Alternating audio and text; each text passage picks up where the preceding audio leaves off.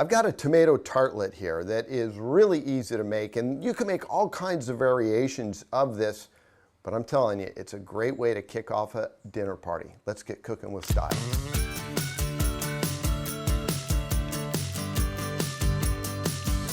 I thought we'd take advantage of the waning season here in tomatoes, whether you're growing them in your garden or locally. We're gonna make these tarts, and I'm gonna use this puff pastry. I mean, this stuff is great. I mean, I can't imagine doing this and trying to make this. So I'm not endorsing this brand, but I'm just saying that's the one I'm using. And so you've gotta let them thaw out because you're gonna gently open them. And when you do gently open them, you can see how there's already a line there for you to make your tart. So we're just gonna score it like so. And then we'll come back and do it again here, and then we'll just do it the same thing this way. And just eyeball it. I can already tell I'm off a little bit, but I mean, come on, who's keeping track? And then we're just gonna break them apart so when the puff pastry puffs, the edges are nice and crispy and you get that crunch and the savoriness of the tomatoes and everything that goes into it. I'm just gonna spread them out evenly.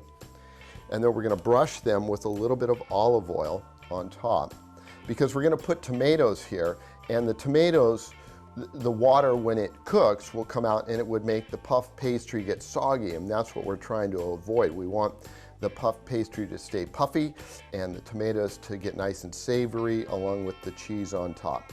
And there's no real rhyme nor reason to how much.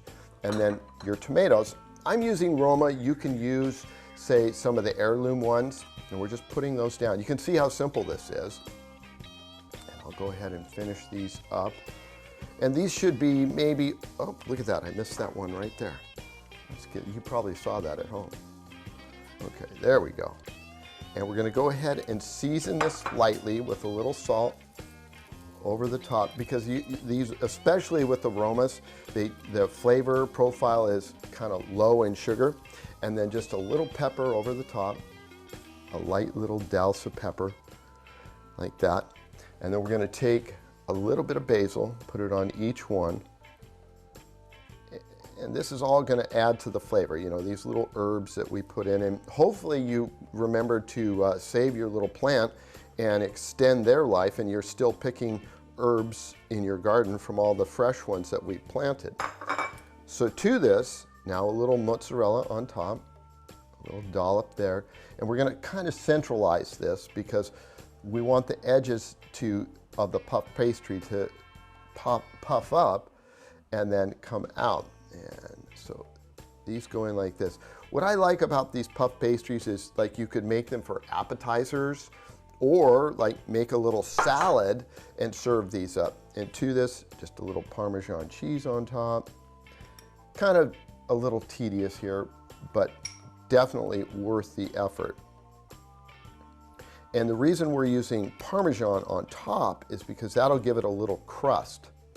And then finally, some little green onions, and these will caramelize on top of that. And we're gonna get them in the oven here in just a minute. Give me a few more seconds and I'll have these all put back together. Well, not back together, we'll have them put together so that they can go in the oven. And I want to point out something. You'll notice that I am slicing these, and I've sliced them kind of on the bias, on the angle like that. You just squeeze the onions together and then they come apart. All right, we're ready to go pop this in the oven. The oven is preheated, 400 degrees. We're going to put these in about 18 minutes, but keep an eye on them. All right, it's been about 20 minutes. You got to keep an eye on it. Everybody's oven is a little bit different, but take a look at those. They shaped up pretty good. All right, let's plate these up. You know, the way you could serve this is with like a salad or something like that. They're obviously great little appetizers. And the other thing to keep in mind too is you don't have to oil the pan, because you've got the puff pastry is definitely got enough butter in it. And just arrange these. Don't put them in like a perfect square pattern. You want it to kind of look a little bit cool and neat. So I'm just kind of stacking them on an angle like that. And if one falls, don't worry about it. There's one more right there. Let's dress this up a little bit with a sprig of basil on top, right in the center, like that. All right, so the holidays are a long ways away, but the tomatoes are good right now. This is an awesome little tartlet that I love to make. You can make all kinds of variations of this tomato tart. But if you'd like this recipe, go to our website, cbsa.com/recipes.